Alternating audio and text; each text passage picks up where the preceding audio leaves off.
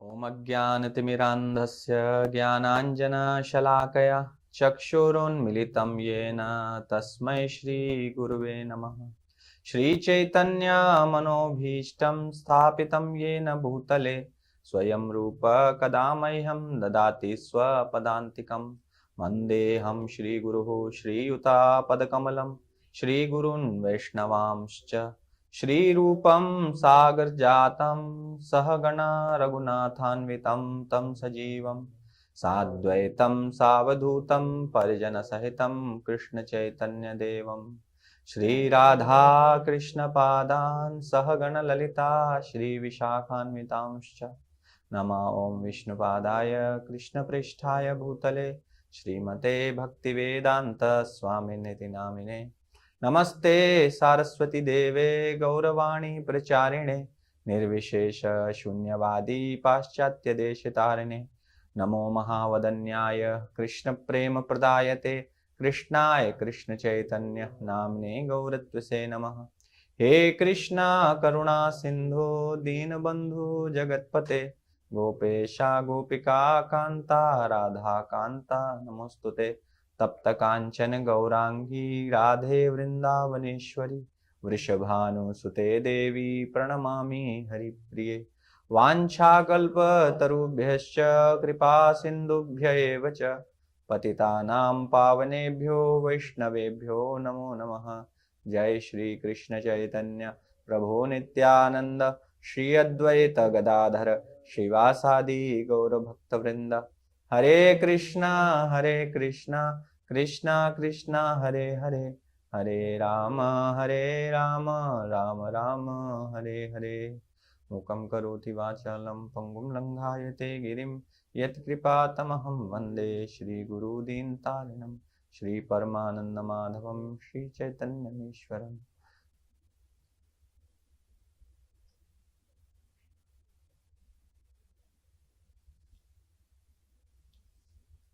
हरे कृष्णा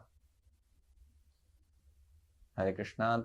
आज शनिवार की भक्ति शास्त्री हिंदी की कक्षा में सभी भक्तों का हार्दिक स्वागत है और सभी भक्तों से विनम्र अनुरोध है कि यदि आप सभी अपना कैमरा ऑन कर लेंगे तो आप सभी को श्री निताई प्रभु का बहुत आशीर्वाद मिलेगा, क्योंकि प्रभु जी की इच्छा है कि सबका कैमरा ऑन हो तो सब अटेंटिव रहेंगे क्लास में। तो भी हम लोग आज चर्चा करेंगे जो पिछली कक्षा में प्रभु जी ने संडे की कक्षा में प्रभु जी ने इंग्लिश में प्रस्तावना जो प्रीफेस है उसकी चर्चा की थी।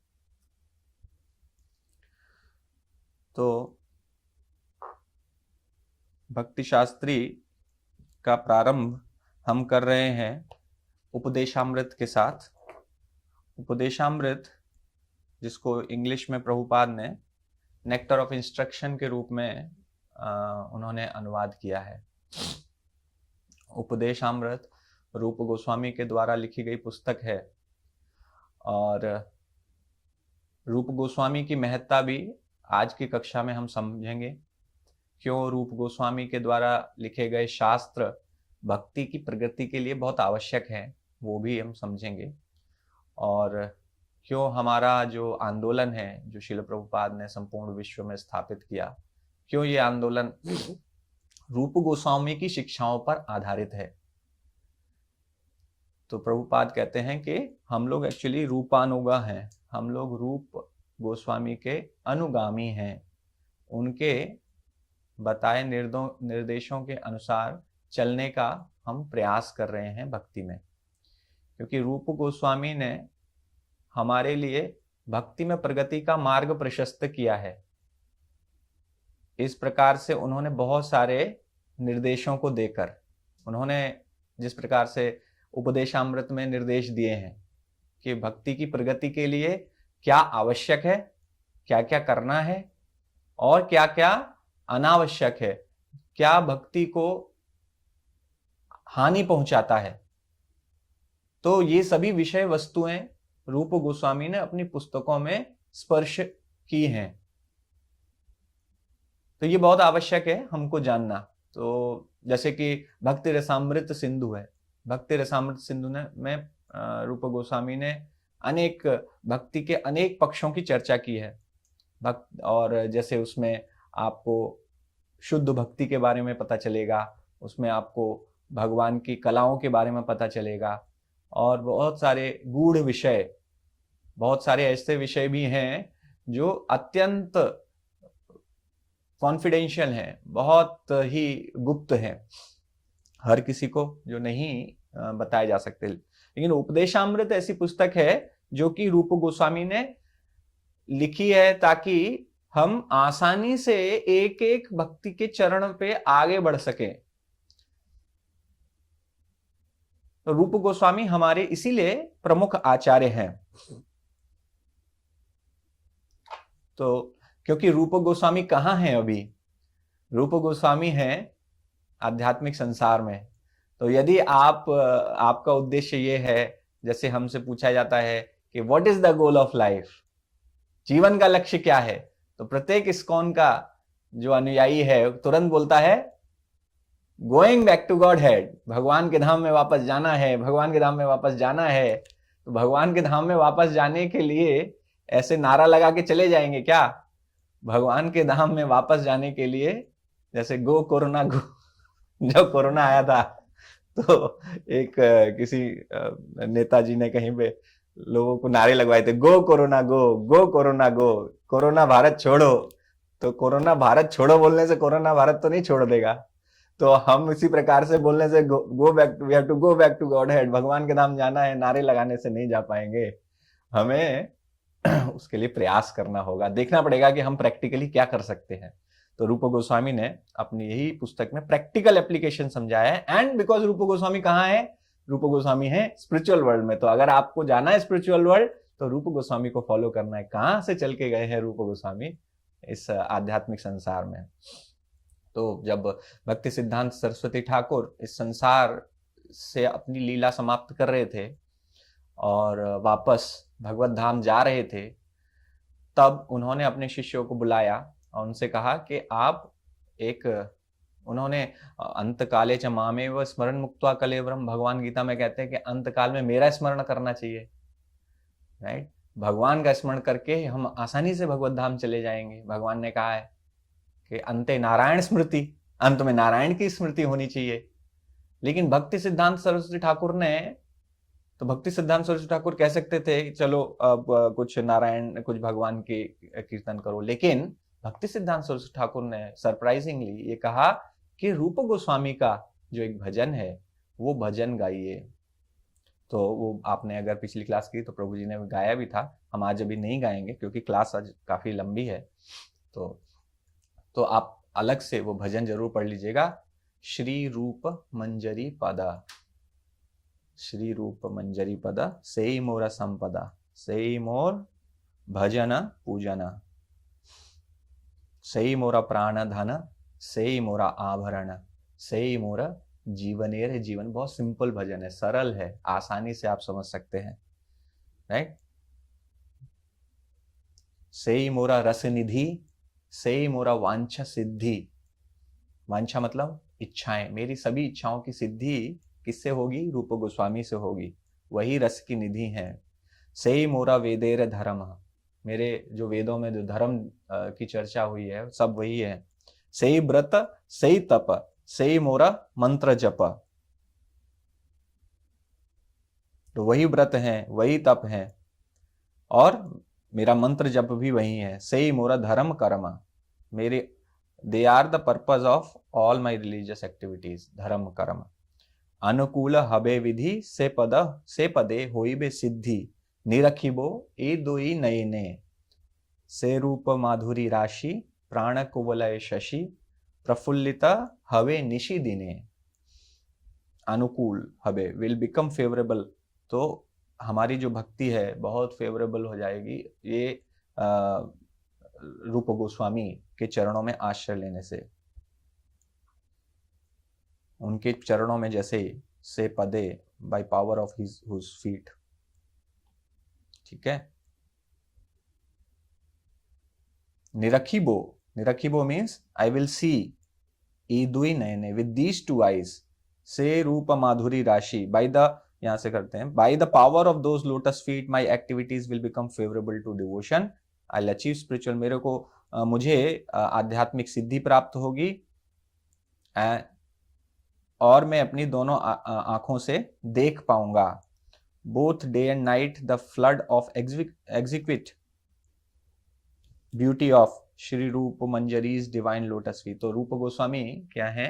रूप मंजरी है, रूप गोस्वामी है रूप मंजरी वृंदावन में, उनके चरणों का दर्शन कर पाऊंगा।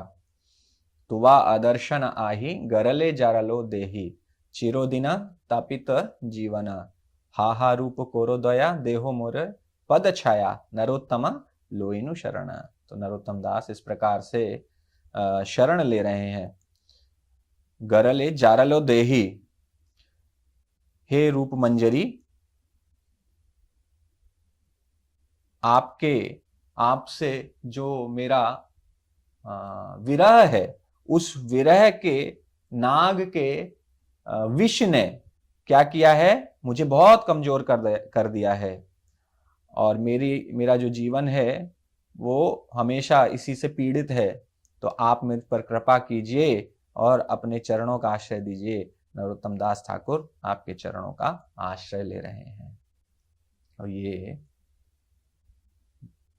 ये हम रूप गोस्वामी के, आप इसी बहुत अच्छा भजन है प्रभु जी का, आप सुनिएगा, उसको गाइएगा।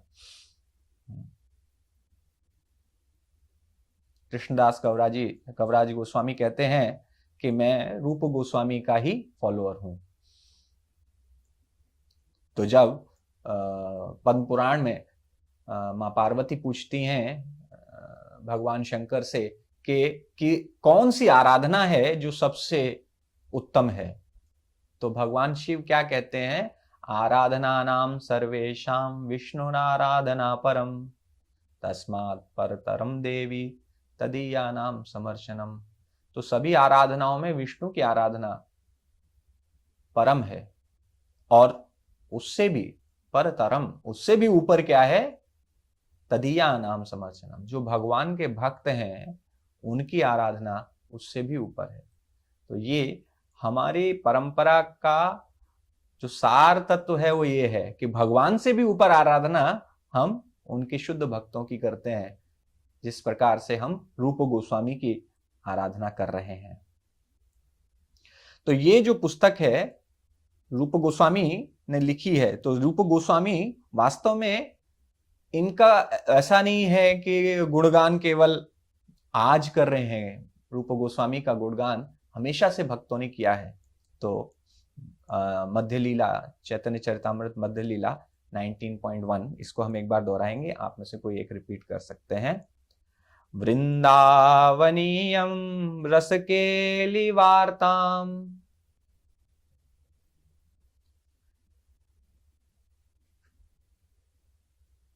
एनीबॉडी?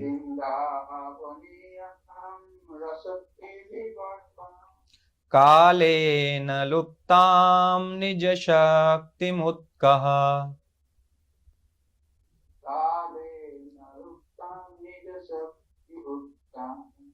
संचार्य रूपे व्यतनोत् पुनः सा,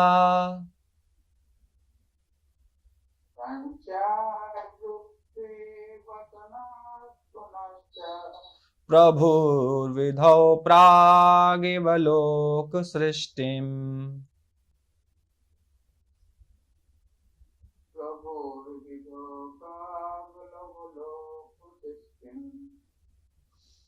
तो जिस प्रकार से भगवान ने सृष्टि के प्रारंभ में ब्रह्मा जी को ये ज्ञान प्रकाशित किया था कि किस प्रकार से सृष्टि का निर्माण करना है और किस प्रकार से वैदिक ज्ञान को इस संसार में स्थापित करना है, इसी प्रकार से भगवान ने वृंदावन की लीलाओं को, भगवान कृष्ण की जो वृंदावन की लीलाएं हैं उनको पुनः जीवित करने के लिए, पुनः स्थापित करने के लिए, क्योंकि काल के साथ साथ वृंदावन की लीलाएं भी विलुप्त हो रही थी, अनेक स्थान थे जो विलुप्त हो रहे थे, और स्थान के विलुप्त हो जाने से लीलाओं के भी विलुप्त हो जाने का खतरा रहता है।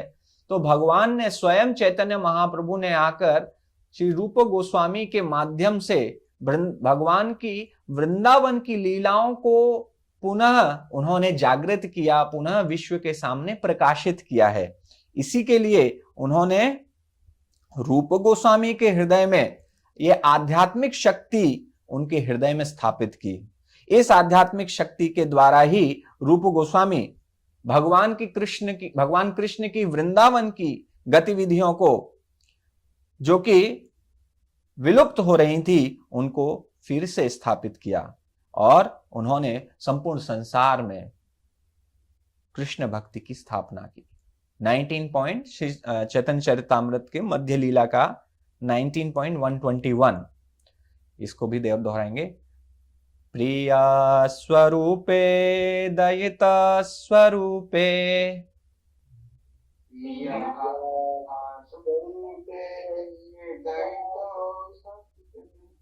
प्रेम स्वरूपे सहजाभिरूपे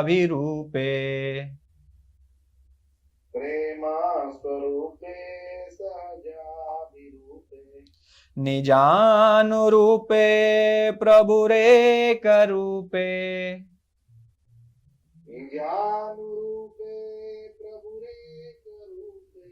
ततानरूपे स्वविलास रूपे।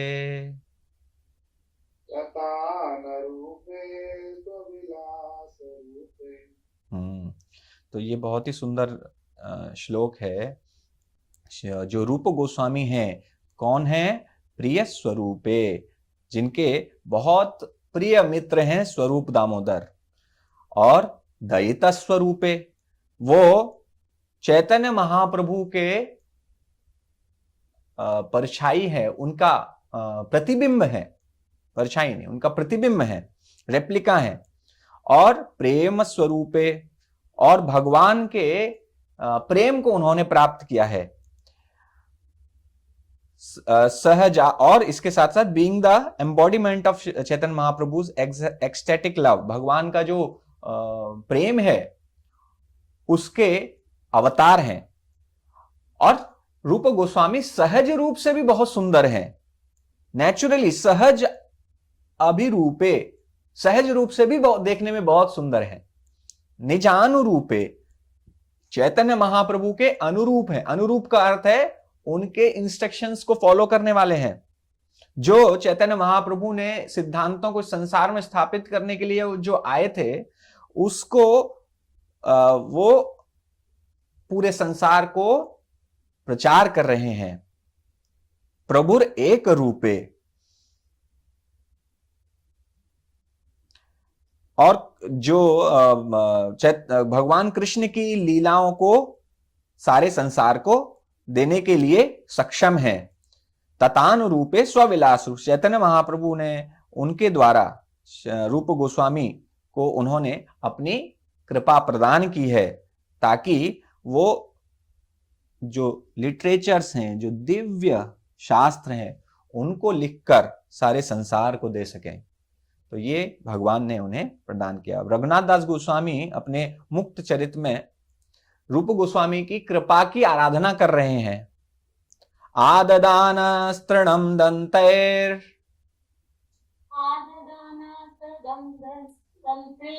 एदम याचे पुनः पुनः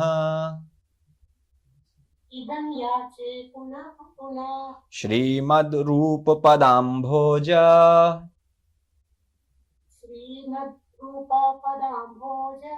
धूलि श्याम जन्म जन्मनि।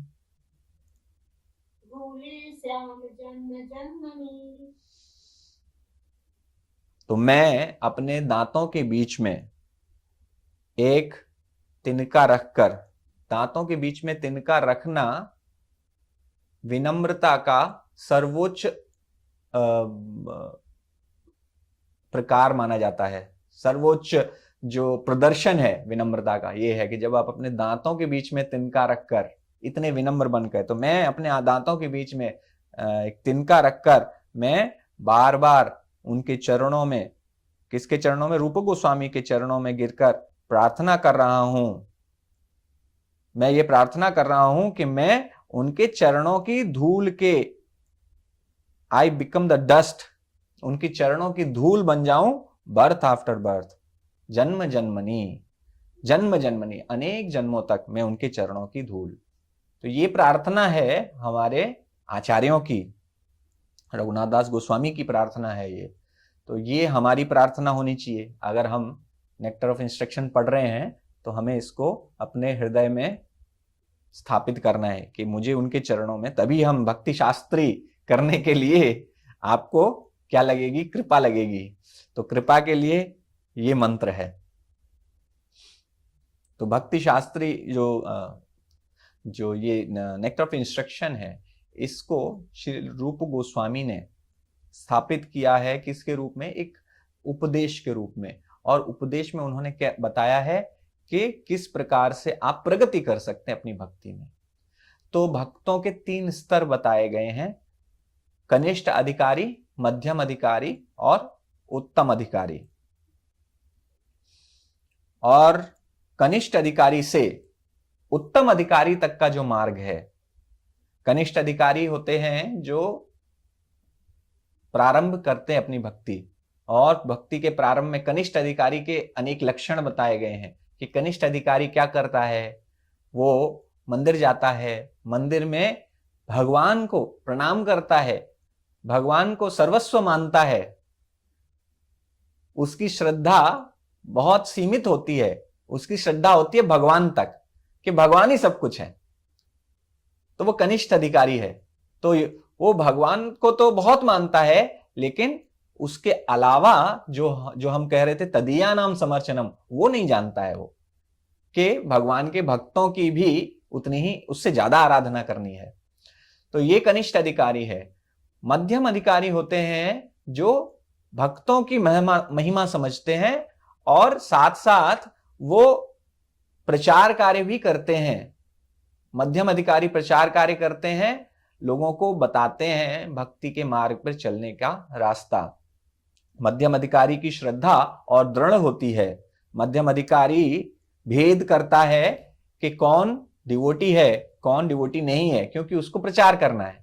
प्रचार करने के लिए यह आवश्यक है कि आपको देखना पड़ता है। लेकिन जो उत्तम अधिकारी होते हैं वो इसका भी भेद नहीं करते, क्योंकि उत्तम अधिकारी के लिए इस संसार में केवल एक ही है जो नॉन डिवोटी है, जो अभक्त है। और वो कौन है? वो स्वयं है। बाकी सब भगवान के शुद्ध भक्त हैं। तो उत्तम अधिकारी मानते हैं कि मेरे से निम्न तो कुछ संसार में कोई है ही नहीं। I am like worm in the stool, मैं जो है मल के कीड़े के समान हूं। तो ये उत्तम अधिकारी की चेतना है। इसीलिए उत्तम अधिकारी के लिए प्रचार कार्य करना बहुत कठिन है, क्योंकि उत्तम अधिकारी सबको तो शुद्ध भक्त मान रहा है। तो जब सबको शुद्ध भक्त देख रहा है, मान नहीं रहा है, मतलब ऐसा नहीं है कि वो आर्टिफिशियली मान रहा है, दैट इज हिज कॉन्शियसनेस, ये उनकी चेतना ही है। तो जब सभी को वो उत्तम अधिकारी देख रहे हैं, तो स्वयं को कनिष्ठ अधिकारी से भी निम्न देख रहे हैं, तो कैसे किसी को बता पाएंगे कि भक्ति करो, क्योंकि उनके अनुसार तो वो पहले से ही शुद्ध भक्त है। तो इसलिए उत्तम अधिकारी के स्तर पर रहकर प्रचार कार्य करना अत्यंत कठिन है चेतना के कारण। तो वो मध्यम अधिकारी के स्तर पे आते हैं और तब प्रचार कार्य करते हैं। जैसे शील प्रभुपाद उत्तम अधिकारी हैं, हमारे सभी आचार्य उत्तम अधिकारी हैं, लेकिन शील प्रभुपाद जिस प्रकार से कहते थे रास्कल, तो रास्कल कहने के लिए उनको मध्यम स्तर पे आके रास्कल बोल सकते हैं वो, तो वो मध्यम स्तर पे आके भी प्रचार कार्य करते थे। तो ये हमारे शुद्ध भक्त उत्तम अधिकारी इस प्रकार से करते हैं। तो ये भी मोटा मोटा हमने समझा, और बहुत सारे लक्षण हैं जो हम आगे पढ़ेंगे भक्ति रसामृत सिंधु वगैरह में, कि क्या क्या और डीप में जाकर सारे लक्षण पढ़ेंगे।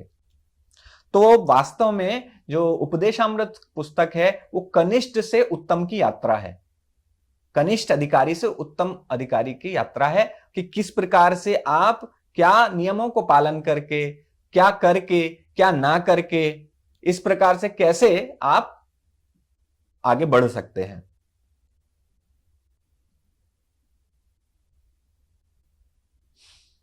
तो हम जैसे कहते हैं कि हम रूपा अनुग हैं, रूप गोस्वामी के अनुगामी हैं, तो हमें उनके इन्हीं इंस्ट्रक्शंस को फॉलो करना है। तो रूप गोस्वामी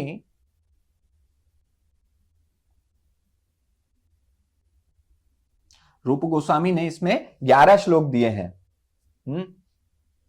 और ये 11 श्लोक ही हमें पढ़ने हैं। ये हमारे कोर्स का टेम्परेचर घटा दीजिए। तो ये हमारे 11 श्लोक का अध्ययन है, nectar of instruction. Chaitanya Mahaprabhu ने रूप गोस्वामी को ही क्यों एम्पावर किया, ये प्रश्न है। तो रूप गोस्वामी की क्या विशेषता है कि भगवान चैतन्य महाप्रभु ने उन्हें विशेष कृपा प्रदान की। हम कहते हैं श्री चैतन्य मनोभीष्टम स्थापितम येन भूतले।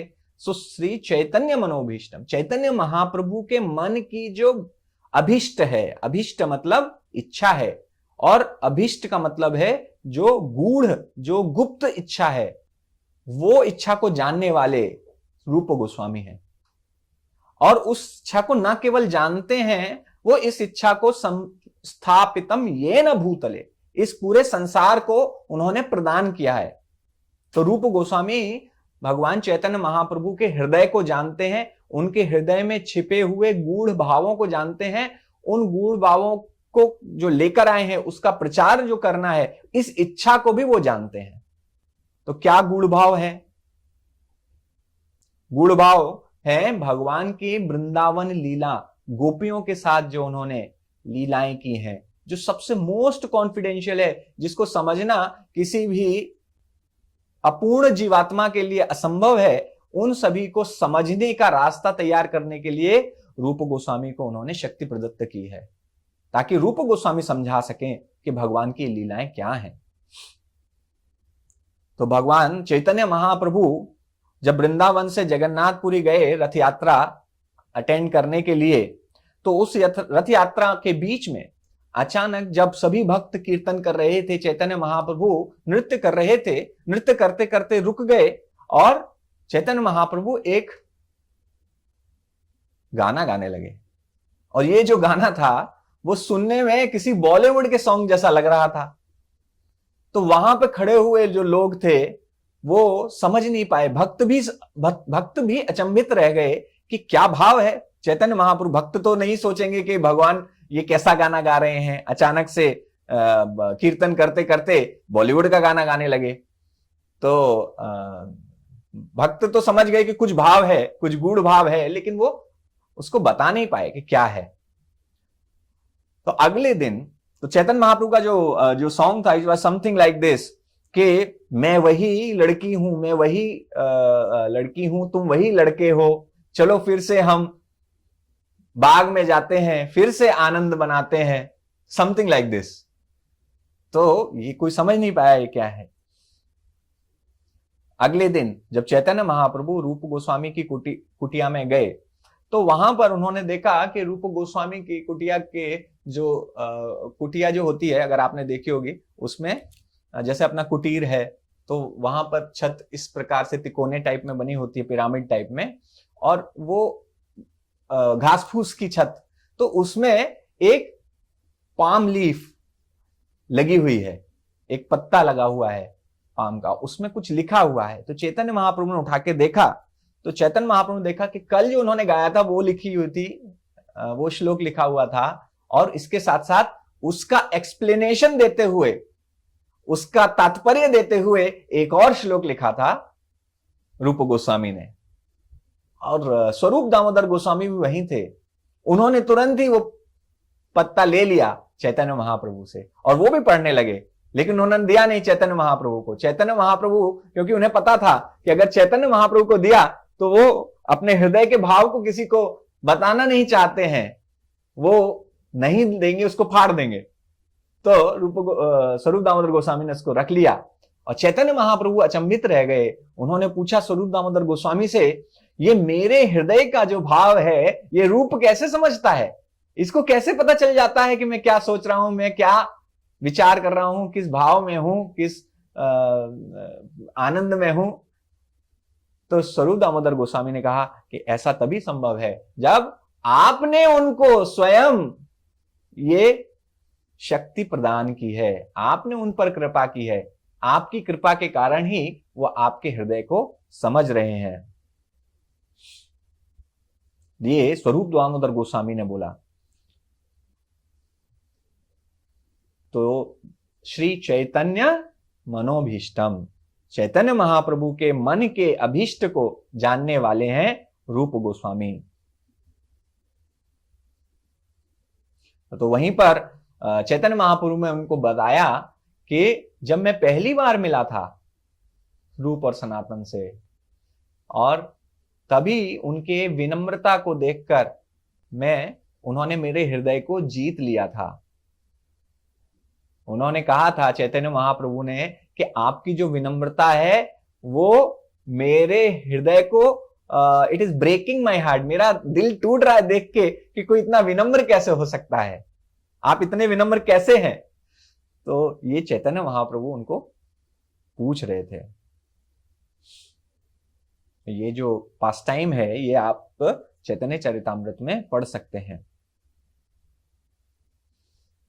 तो इस प्रकार से रूप गोस्वामी की महत्ता हम स्थापित करते हैं कि रूप गोस्वामी के बारे में समझकर आप कुछ भी पढ़ने जा रहे हैं किसी व्यक्ति के बारे में, जब तक उनकी महानता को नहीं समझेंगे तब तक आप उतने ध्यान से नहीं पढ़ेंगे, क्योंकि आपको पता है भगवान के हृदय को समझना है तो रूप गोस्वामी के हृदय को समझना है।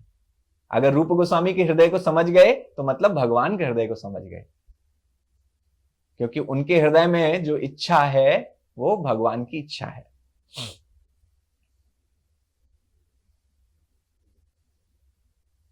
यस तो 6 जो गोस्वामी हैं वृंदावन के, वो सब उनके सभी के बाद नाम आपको पता होने चाहिए। तो श्री रूप सनातन भट्ट रघुनाथ, श्री जीव गोपाल भट्ट दास रघुनाथ। तो रूप गोस्वामी, सनातन गोस्वामी, रघुनाथ भट्ट गोस्वामी, रघुनाथ दास गोस्वामी, जीव गोस्वामी, गोपाल भट्ट गोस्वामी। तो ये 6 गोस्वामी। मैं तो हम जो हरि हराय नमः गाते ना, हरि हराय नमः कृष्ण यादवाय नमः, तो उसी में आता है श्री रूप सनातन भट्ट रघुनाथ, श्री जीव गोपाल भट्ट दास रघुनाथ, ये 6 गोसाई कोरी चरण वंदना। तो ये 6 गोस्वामी का चरण वंदन किया गया है। तो ये हमारे 6 गोस्वामी हैं। तो हमारे जो गोस्वामी हैं उनके जो शास्त्र हैं वो क्यों हमारे लिए पढ़ना अत्यंत आवश्यक है, क्योंकि चैतन्य महाप्रभु का जो मिशन है वो आपको समझना पड़ेगा। वो चैतन्य महाप्रभु का मिशन कैसे समझेंगे, जब आप इनके शास्त्र पढ़ेंगे। और क्या है मिशन? मिशन है कि भगवान कृष्ण को समझना है। भगवान कृष्ण को कैसे समझेंगे? भगवद गीता में भगवान बताते हैं, क्या बताते हैं 4.9 में, जन्म कर्म च मे दिव्यम एवं यो वेत्ति तत्वतः। तत्वतः, तत्वतः समझना है, ऐसे नहीं समझ लेना है कहीं इधर उधर से सुन लिया। और YouTube पे बहुत सारे बाबा आ रहे हैं, रास लीला में बता रहे हैं, तो बैठ के सुन रहे हैं और आनंद मना रहे हैं, रास लीला करने लगेंगे थोड़ी देर बाद। तत्वतः समझने के लिए हमें क्या करना है? रूप गोस्वामी के पास आना है। तो रूप गोस्वामी के पास आएंगे, चैतन्य महाप्रभु के जो 6 गोस्वामी हैं उनके पास आएंगे, तब आप तत्वतः समझ पाएंगे। और इनमें तत्वतः समझने के लिए जो भगवान की जो सबसे गूढ़ लीलाएं हैं, सबसे उच्चतम लीलाएं हैं, वो हैं भगवान की गोपियों के साथ। तो उन गोपियों के साथ की जो लीलाएं हैं वो हमें चैतन्य महाप्रभु जो बताने आए हैं, ये सभी पास्ट टाइम्स बताने आए हैं। और कौन है चैतन्य महाप्रभु? चैतन्य महाप्रभु भगवान कृष्ण है और राधा रानी का भाव है। राधा रानी के भाव में भगवान कृष्ण स्वयं आए हैं। तो राधा रानी कौन है? The best of the gopis. तो जब बेस्ट ऑफ द गोपी राधा रानी स्वयं आई हैं बताने के लिए, तब हम वास्तव में समझ पाएंगे इन लीलाओं के गूढ़ अर्थ को। राधा और कृष्ण के जो लीलाएं हैं उनको हम समझ सकते हैं। यही हमारे गोस्वामियों के शास्त्रों का ये सार है।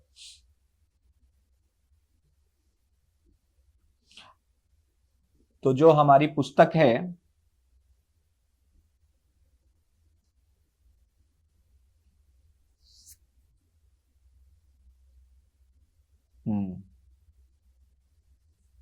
तो श्रील प्रभुपाद ने कहा कि जो हमारा ये आंदोलन है, प्रीफेस में कहते हैं, ये रूप गोस्वामी के निर्देशों के अनुसार ही चल रहा है।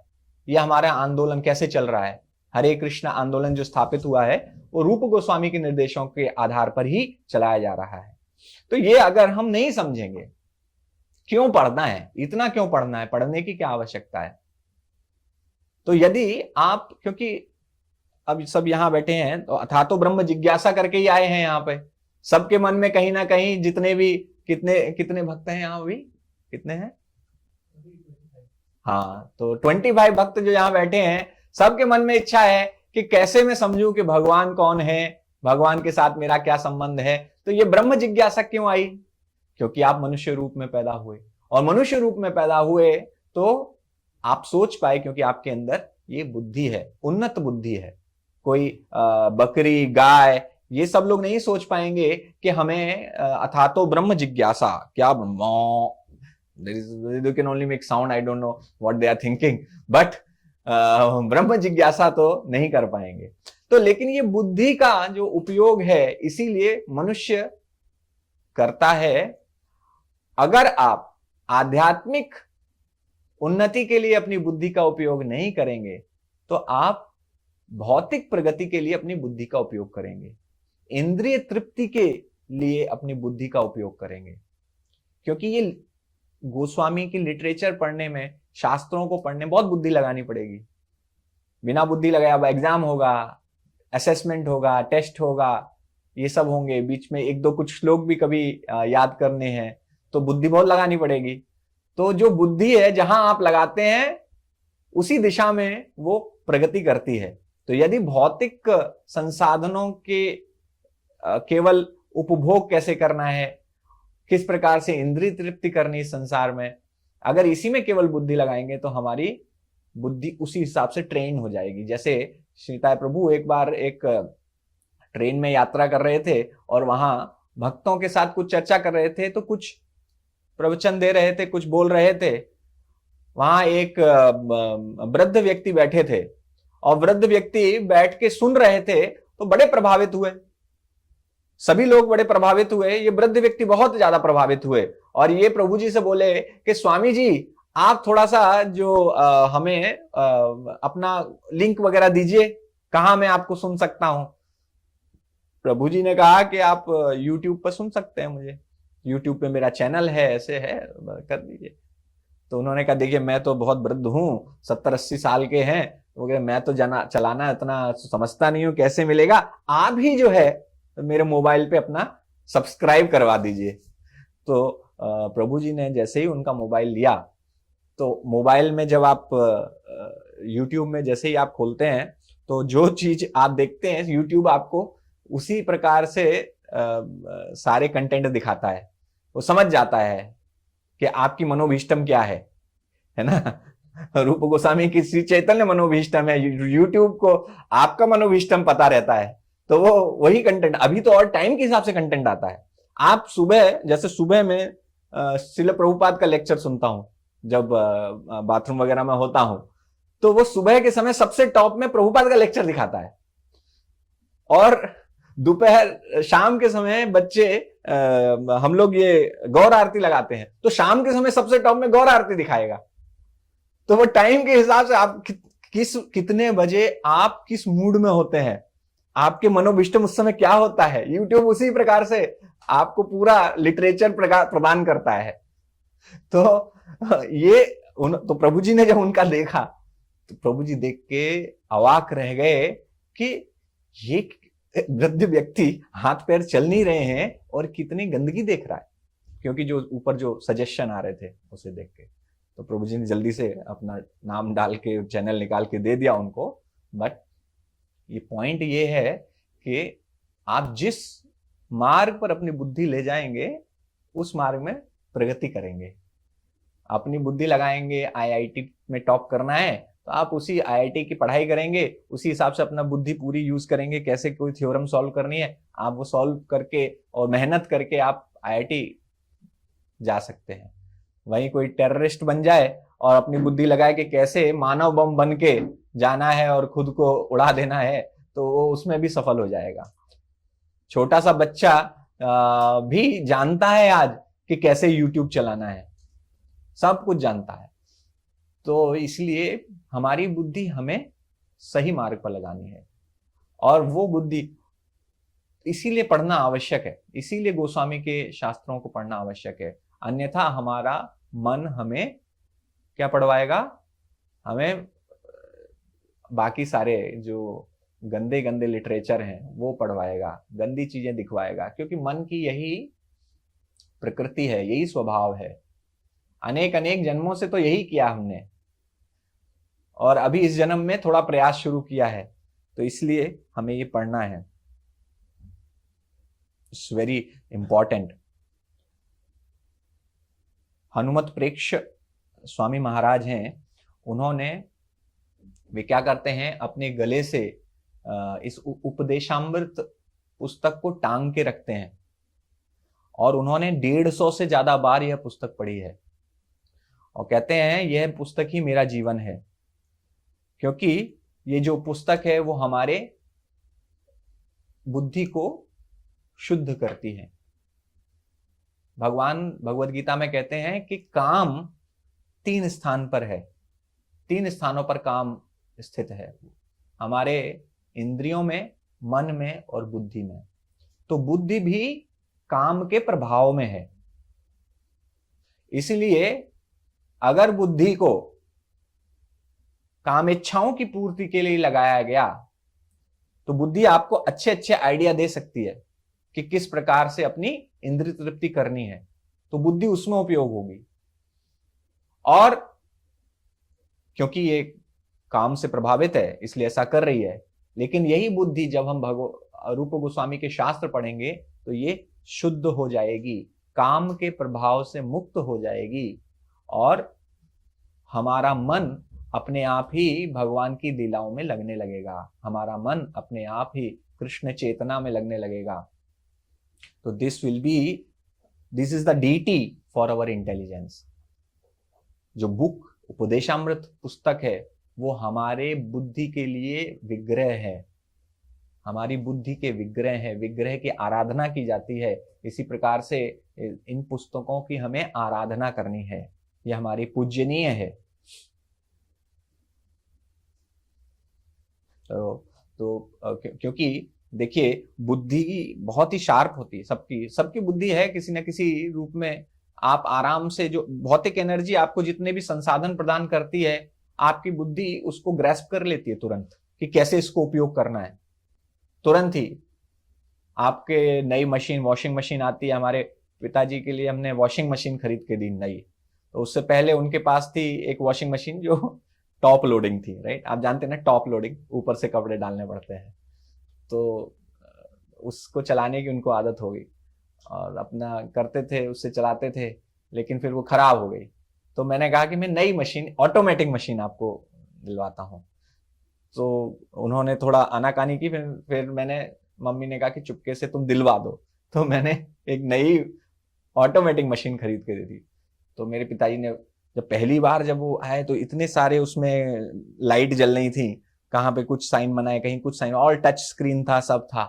तो बहुत गाली दिए मेरे को फोन करके, क्या मशीन लेके आया है, समझ में नहीं आता है इसमें कुछ भी। और वो पानी कहीं से गर्म होके निकलने लगा, भाप निकलने लगी उसमें से, तो वो डर गए कि मशीन जल गई, क्या हो गया। तो मैंने कहा नहीं शांत हो जाइए। फिर उनको मेरी वाइफ ने फोन पे इंस्ट्रक्शन दिए, ये बटन दबाइए उससे ये होता है, ये बटन दबाइए उससे ये होता है। अभी पूरा एक्सपर्ट हो गए हैं, अभी पूरा उनको पता है कि कहाँ कौन सा बटन दबाने से कौन सा काम होता है। तो मेरे पिताजी 73 साल के हैं, तो 73 साल के वृद्ध व्यक्ति भी अभी ऑटोमेटिक मशीन, जो जितना भी टेक्नोलॉजिकल एडवांसमेंट हो रहा है वो हम समझ ले रहे हैं। तो इतना मुश्किल नहीं है कुछ भी, बुद्धि को लगा के आप भौतिक चीजें और संसाधनों को आसानी से समझ सकते हैं। तो यही बुद्धि को अगर आप ऐसे, जैसे हम कभी कभी डर जाते हैं, बहुत सारे भक्त डर जाते हैं, अरे प्रभु जी पढ़ाई, स्क्रूटनाइजिंगली स्टडी कैसे कर पाएंगे हम, तो कितना कठिन काम है ये, कैसे।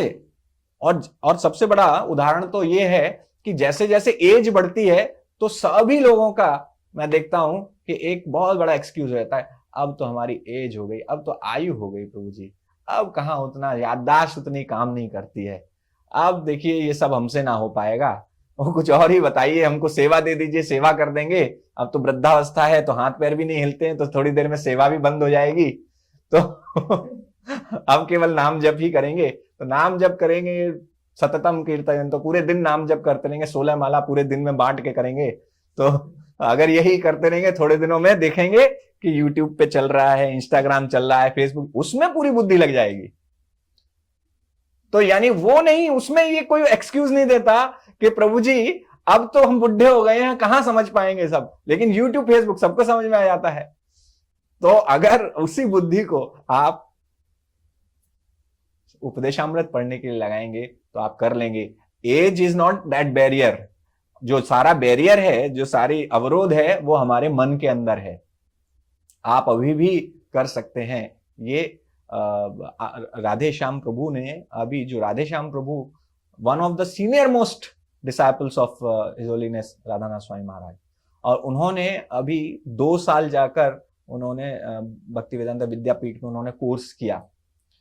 और महाराज ने, राधानाथ महाराज ने कोर्स खत्म होने के बाद जब डिग्री दी जा रही थी, तो उन्होंने कहा कि ये ऐतिहासिक क्षण है, क्योंकि जो व्यक्ति पूरे संसार को प्रचार कार्य कर रहा है, राधे श्याम प्रभु पूरे संसार में प्रचार कर रहे हैं और हजारों लाखों भक्त उन्होंने बनाए हैं, वो उस व्यक्ति को डिग्री हासिल करने की कोई आवश्यकता नहीं है। उनके लिए वो डिग्री दे सकते हैं लोगों को, लेकिन वो डिग्री हासिल करने के लिए I don't know which course, भक्ति सार्वभौम भक्ति वैभव, ये कौन सा कोर्स था नहीं पता, बट वो उन्होंने पूरा 2 साल रहकर कोर्स कंप्लीट किया। एंड महाराज ने कहा ये ऐतिहासिक क्षण है कि जो पूरे संसार को प्रचार कर रहा है वो आपके यहां से पास आउट होके जा रहे हैं आज।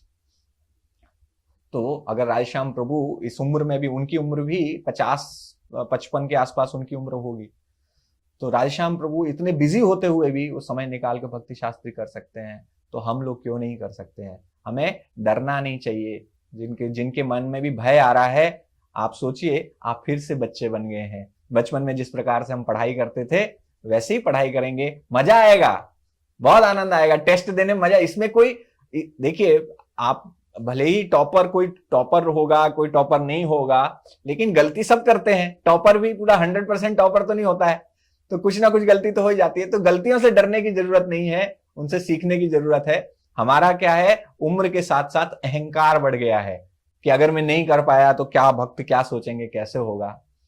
लोग कहेंगे देखो भक्ति शास्त्री ज्वाइन करे थे निकल गए बीच में। ऐसे कुछ नहीं होगा।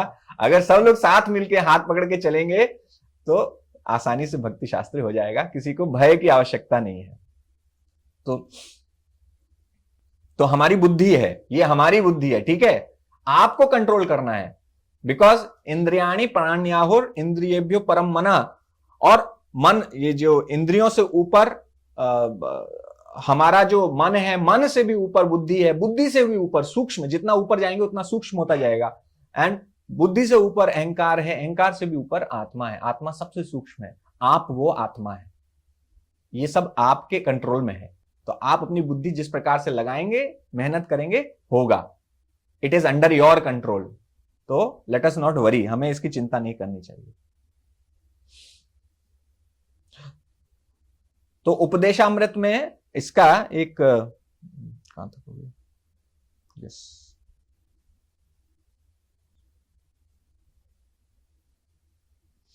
तो श्रील प्रभुपाद जो प्रस्तावना है उसमें 2 मुख्य चीज बताते हैं। उसमें एक पहली चीज है, दिखा दीजिए, importance of the attitude. Advancement in Krishna consciousness depends on the attitude of the follower. Krishna भावना में आपका जो विकास है, जो आपकी उन्नति है, वो केवल एक चीज पर निर्भर करती है, वो है आपका एटीट्यूड। एटीट्यूड का अर्थ है आपका भाव क्या है, किस प्रकार के विचार के साथ आप आगे बढ़ रहे हैं। अगर आपका एटीट्यूड है कि मुझे हिज ग्रेस हर ग्रेस बन के सभी से दंडवत लेना है, तो आप वहीं पे रह जाएंगे, दंडवत लेते रह जाएंगे, बाद में कहीं नहीं जा पाएंगे। तो हमारा एटीट्यूड क्या है, मुझे हिज ग्रेस हर ग्रेस नहीं बनना है, मुझे दास बनना है। सर्वेंट ऑफ द सर्वेंट बनना है। तो जो इस चेतना के साथ, जो इस एटीट्यूड के साथ आगे बढ़ता है, उसके लिए संभव है कि वो आगे बढ़ सकेगा, कि वो प्रगति कर सकेगा, बहुत तेज प्रगति कर सकता है। Attitude of the follower, this is very important line, we should also remember कि हमारा एटीट्यूड कैसा होना चाहिए। और उपदेशामृत में जो पहले इंस्ट्रक्शन है वो सभी कनिष्ठ न्यूफाइट्स कहते हैं इंग्लिश में, हम उनको कनिष्ठ अधिकारी कहेंगे, कि जो कनिष्ठ अधिकारी या उससे भी नीचे एक्चुअली जो जस्ट स्टार्ट के न्यूफाइट्स, हम लोग कहते हैं न्यूफाइट्स का जो अर्थ है ऑलवेज फाइट, ऑलवेज फाइट। तो जो लड़ाई होती है जिनकी, वो न्यूफाइट है, जो दूसरों से गुस्सा हो जाते हैं, ये कैसे हो गया, ये कैसे कह दिया, प्रभु जी ये बोल दिए मेरे को, प्रभु जी वो बोल दिए, माता जी ने ये कर दिया, माता जी ने वो कर दिया, वो है न्यूफाइट, जो हमेशा लड़ाई करते रहे। तो हमें न्यूफाइट नहीं बनना, न्यूफाइट से आगे जाना है, ऊपर जाना है, तो by following the instructions of Srila रूप गोस्वामी। तो जो हमारे श्लोक हैं, जो इसका जो ओवरव्यू है वो एक बार देख लेते हैं। 11 श्लोक हैं, ठीक है। तो फर्स्ट 7 जो श्लोक हैं 1 से लेकर 7 तक, उसमें सबसे पहले प्रीफेस में किस प्रकार से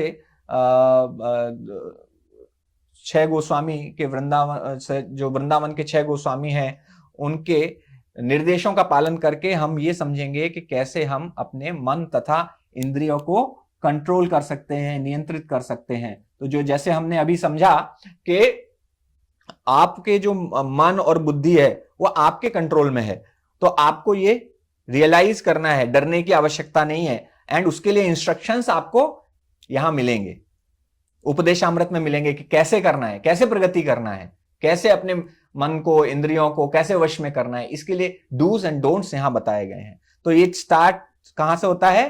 पहला है कंट्रोलिंग द टेक्स्ट 1, अपने जो वेग हैं जो हमारे अंदर आते हैं उनको किस प्रकार से नियंत्रित किया जाए, हाउ टू कंट्रोल पॉजिटिव, जैसे पॉजिटिव जो चीजें हैं उनको कैसे बढ़ाना है, जो निगेटिव है उनको किस प्रकार से हमें घटाना है। सॉरी, मैंने तो इसको बढ़ा ही दिया, हाँ, निगेटिव को घटाना है। तो ये 6 अर्जेस के बारे में बताया है। सेकंड श्लोक में क्या है, हमारे भक्ति के मार्ग में क्या क्या बाधाएं हैं, किस कारणों से हम अनकंट्रोल हो जाते हैं, हम नियंत्रित नहीं कर पाते अपने मन तथा इंद्रियों को। तो ये जो है आप सेकंड श्लोक में समझेंगे। थर्ड में क्या क्या आपकी भक्ति को सहयोग करता है, क्या क्या चीजें। फोर्थ से लविंग एक्सचेंजेस, क्या हम किस प्रकार का सत्संग हमें करना चाहिए, किस प्रकार का संग करना चाहिए भक्तों का, उनके साथ क्या क्या आदान प्रदान करना चाहिए ताकि हमारे रिश्ते और प्रगाढ़ बने और मधुर बने। ये हम चौथे श्लोक में समझेंगे। 5वें में association according two levels of advancement, कि किस भक्त के साथ, किस स्तर के भक्त के साथ कैसे हमें व्यवहार करना है।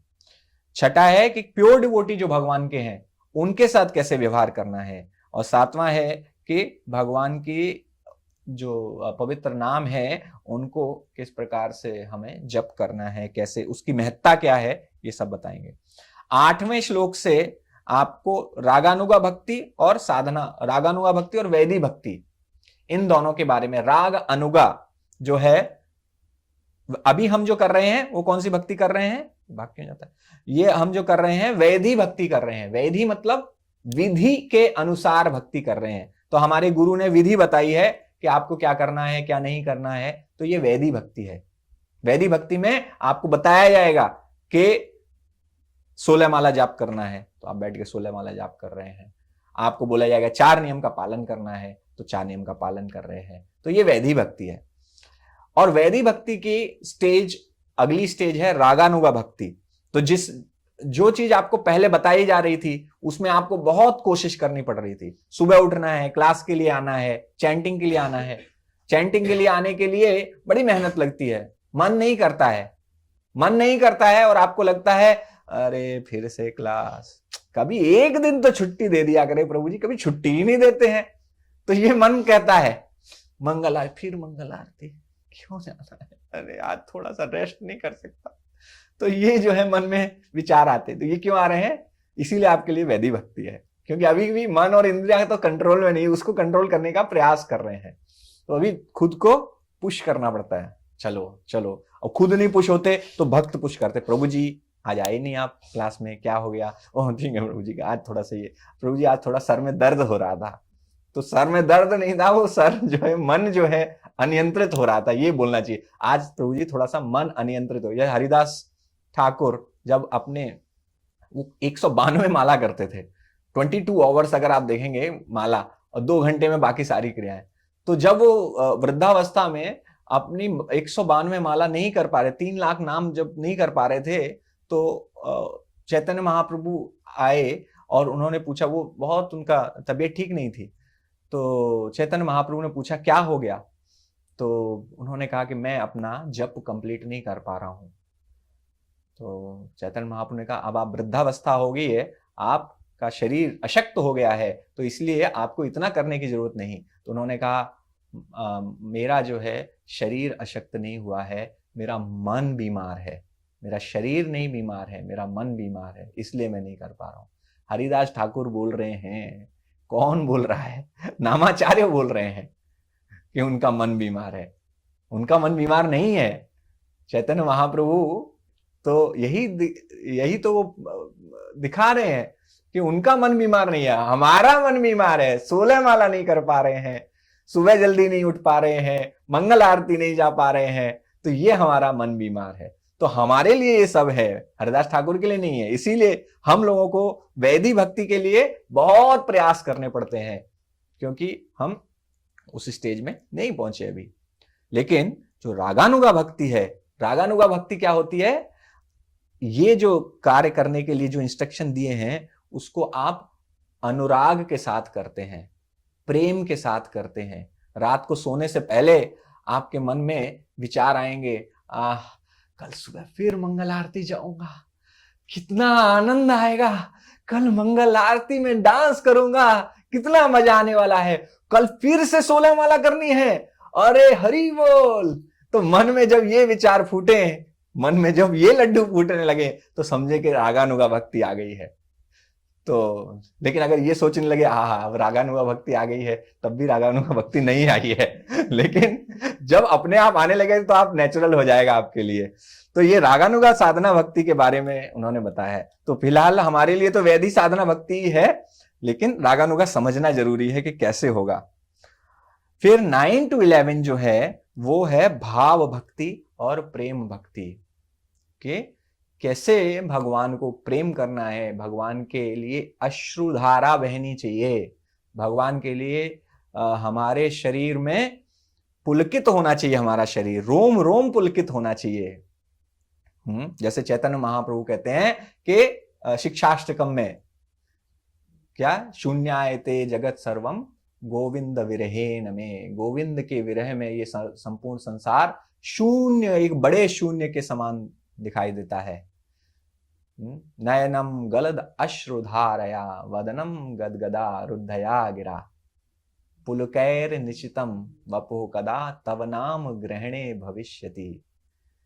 तो कब मेरे नैनों से अश्रुधारा बहेगी, कब मेरे रोम रोम पुलकित हो जाएंगे आपके गोविंद विरहीन, आपके विरह से। आपके विरह से मुझे तो कोई फर्क नहीं पड़ता, पति पत्नी का विरह समझ में आता है, बेटे का विरह, बेटी का विरह बड़ा फर्क पड़ता है। माँ कितना रोती है, बेटा फिर जा रहा। अब भी मैं घर से वापस आता हूं तो मम्मी रोने लगती है, और कि अब मेरा जा रहा है बेटा, आंखों में आंसू आ जाते हैं। तो वो हमारे मन में जो विरह है वो हमारे सगे संबंधियों के उससे होता है। लेकिन भगवान कह रहे ये विरह जो होना चाहिए, ये विरह की भावना जो है वो एक एडवर्टाइजमेंट है। तो ये जो विरह की भावना है जब भगवान से होने लगी, भगवान के बारे में सोच के आपके आंखों से आंसू आने लगे कि भगवान से, चैतन्य महाप्रभु करें कि मैं तो भगवान से कुछ प्रेम ही नहीं करता, अगर मैं प्रेम करता होता तो मेरी श्वास ही आना जाना बंद हो जाती, श्वास ही चल रही, इस शरीर में श्वास चल रही, इसका मतलब है मैं प्रेम नहीं करता भगवान से। ये चैतन्य महाप्रभु कह रहे हैं। तो वो जब प्रेम के भाव जागृत होंगे, वो क्या क्या सिम्टम्स होंगे, वो भाव भक्ति और प्रेम भक्ति के इन श्लोकों में पता चलेंगे। अष्ट सात्विक विकार आने लगते हैं, गाते हैं इनको। भक्ति रसामृत सिंधु में बहुत विस्तार से बताया है, लेकिन अभी यहां पर इनका जो सिम्टम्स है, कुछ कुछ सिम्टम्स बताए जाएंगे। और किस प्रकार से आप भाव भक्ति प्रेम भक्ति में, यस, इसमें बताएंगे कि राधा कुंड की जो महत्ता है वो टेक्स्ट नंबर 9 से वो बताई जाएगी। और अलग अलग ह्यूमन बीइंग्स जो है उनकी क्या हायरार्की है उसके बारे में चर्चा होगी। और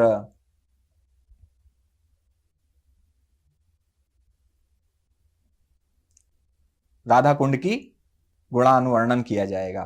तो this will be basically this will be 9 to 11। तो इसमें भाव भक्ति और प्रेम भक्ति के सिम्टम्स जो है वो हमको भक्ति रसामृत सिंधु में वो एक्चुअली पूरे विस्तार से बताए जाएंगे। और जो नेक्टर ऑफ इंस्ट्रक्शन है, this is based on the 9 stages of भक्ति, जो हमें अदव श्रद्धा साधु संग भजन क्रिया अनर्थ निवृत्ति निष्ठा रुचि आसक्ति भाव प्रेम, ये सभी आपको नेक्टर ऑफ इंस्ट्रक्शन से आपको मिलेगा। जैसे श्रद्धा, श्रद्धा जो है टेक्स्ट 1 to 3, साधु संग 4 से 6 तक, टेक्स्ट नंबर 4 से 6, भजन क्रिया अनर्थ निवृत्ति निष्ठा रुचि ये सब नंबर 7, आसक्ति नंबर 8, भाव एंड प्रेम 9 to 12, right. So now once just हम लोग कंक्लूड करते हैं कि टेक्स्ट 1 में क्या है, कैसे अपने मन तथा इंद्रियों को कंट्रोल करना है, कैसे कंट्रोल करना है और क्या कंट्रोल करना है, ठीक है। एंड टेक्स्ट नंबर 2 से क्या क्या प्रतिकूल चीजें हैं भक्ति के लिए, डोंट्स क्या क्या नहीं करना है।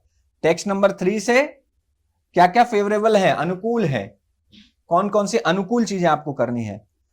और टेक्स्ट नंबर 4 से किस प्रकार से भक्तों का संग करना है। टेक्स्ट नंबर 5 से अलग अलग भक्तों के साथ उनके लेवल के अनुसार, उनके स्तर के अनुसार किस प्रकार से आपको उनका आदर करना है, और क्या क्या अपराध नहीं करने हैं टेक्स्ट 6 से। टेक्स्ट 7 से भगवान के नाम की महत्ता, टेक्स्ट 8 से भगवान के नाम रूप गुण और लीलाओं के बारे में किस प्रकार से मेडिटेट करना है, ध्यान लगाना है। और टेक्स्ट 9 से 12 जो होगा उसमें राधा कुंड में क्यों निवास करना है हमें जाके, ये हम समझेंगे और राधा कुंड की महत्ता को समझेंगे, ठीक है। तो this is the preface, this is today's class. Hare Krishna Krishna Krishna Hare Hare, Hare Rama Rama Rama Hare Hare. तो किसी भक्त का कोई प्रश्न है तो पूछ सकते हैं। हरे कृष्णा प्रभु जी, दंडवत प्रणाम। दंडवत प्रणाम प्रभु जी, ये क्वेश्चन आंसर जो हम लोगों को मिला है करने के लिए, उसमें लिखा है वाणी के वेग की क्या विभिन्न रूप है, तो इसमें क्या बताना होगा। विभिन्न रूप से पहले उद्देश्य से पूछ रहे हैं, क्या उद्देश्य है, उसके बाद लिखना है, तो इसमें क्या लिखना होगा। ये कौन से क्वेश्चन आंसर आप देख रहे हैं बुक में, जो हम लोगों को बुक मिली वो मिलता है ना, उद्देश्य जो पूरा पीडीएफ मिला है। हाँ, तो आज तो हम लोगों ने आज तो हमने स्टार्ट नहीं किया ना, केवल हमने तो प्रस्तावना पढ़ी है ना। अभी तो हम टेक्स्ट 1 पे पहुंचे नहीं है। जब आप टेक्स्ट 1 पे पहुंचेंगे, हाँ, जब पढ़ेंगे उसके बाद आपको पता चलेगा कौन से वेगों की चर्चा अभी नहीं की है, वो आपको नेक्स्ट क्लास में मिलेगी। कल प्रभु जी पढ़ाएंगे इंग्लिश में टेक्स्ट 1। और किसी का कोई प्रश्न, टीका, टिप्पणी? आप क्लास समझ में आ रही है, सब ठीक है, कोई दिक्कत तो नहीं है? भक्ति शास्त्री बहुत बर्डन तो नहीं लग रहा भक्तों को? आसानी से हो जाएगा, किसी को कोई डरने की आवश्यकता नहीं है। सब लोग हाथ पकड़ के चलेंगे। कलौ शक्ति, कलौ संगे शक्ति कलौ युगे, कलयुग में संग में ही शक्ति है। तो एक दूसरे की सहायता करते हुए चलना है, चर्चा करते हुए आपस में डिस्कशन। अभी जो असाइनमेंट देंगे एंड उसमें आप बुक रीडिंग ग्रुप में डिस्कशन करेंगे, आसानी से हो जाएगा। बहुत अच्छे इसमें सिद्धांत बताए गए हैं, जो सिद्धांत हमारे फाउंडेशनल प्रिंसिपल्स हैं, जो मौलिक सिद्धांत हैं जिन पर हमारी भक्ति निर्भर करती है।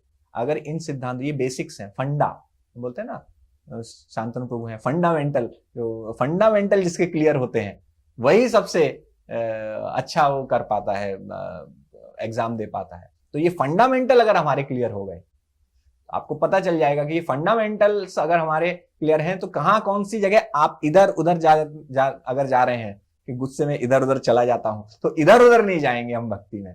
तो इसलिए हमको इनको बहुत ध्यान से पढ़ना है, ये बहुत सहायता करेंगे। केवल भक्ति शास्त्री डिग्री के लिए नहीं पढ़ना है, ये हमें अपने जीवन में उपयोग करने के लिए पढ़ना है।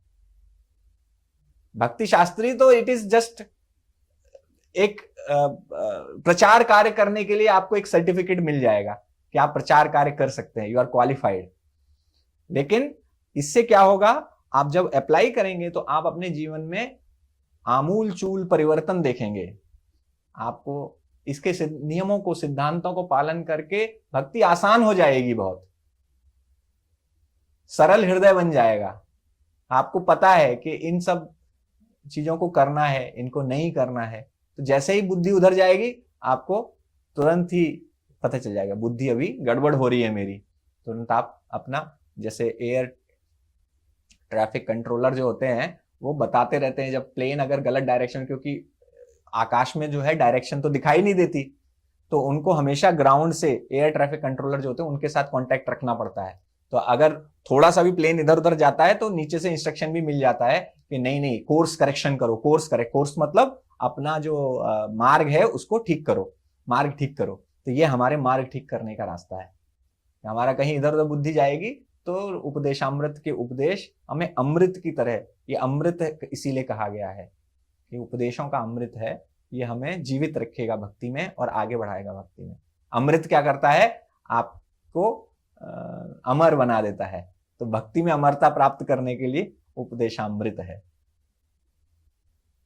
ठीक है, रीमा माता जी कुछ बोल रही थी।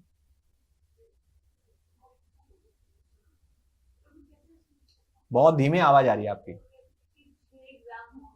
हाँ तो 6 एग्जाम ऑफलाइन, हाँ बोलिए बोलिए।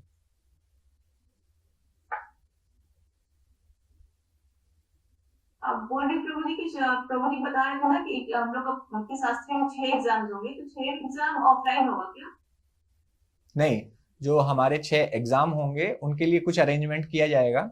देखते हैं, अभी डिसाइड नहीं किया है। ऑफलाइन तो हमारे सारे भक्त तो ऑनलाइन है, तो ऑफलाइन करना तो मुश्किल होगा, लेकिन उसके लिए कुछ we will find out some way कि कैसे क्लोज्ड बुक एग्जाम करना है। ऑनलाइन बिठा के भी कर सकते हैं, विल सी के कैसे इसको करना है। जो ऑफलाइन है शायद उनको ऑफलाइन बुला के भी करवा सकते हैं, और जो ऑनलाइन है उनको ऑनलाइन कर सकते हैं। तो अभी देखेंगे, अभी वो सोचा नहीं है। हरे कृष्णा। हरे कृष्णा प्रभु। प्रभु जी दंडवत बोलिए। प्रभु जी, ये एमसीक्यू जो आ रहे हैं, 2 बार आए, इनका क्या रोल रिवीजन के लिए दिए जा रहे हैं कि इसका भी कोई नहीं रोल है स्कोरिंग वगैरह? ये एमसीक्यू आपके रिवीजन के लिए है। रिवीजन जी, धन्यवाद। हरे कृष्णा। हरे कृष्णा। और किसी का कुछ प्रश्न? ठीक है, थैंक यू वेरी मच। शिला प्रभुपाद की जय, उपदेशामृत की जय, श्री रूप गोस्वामी की जय, समवेत गौर भक्त वृंद की जय, निताय गौर प्रेमानंदे। हरि हरि बोल।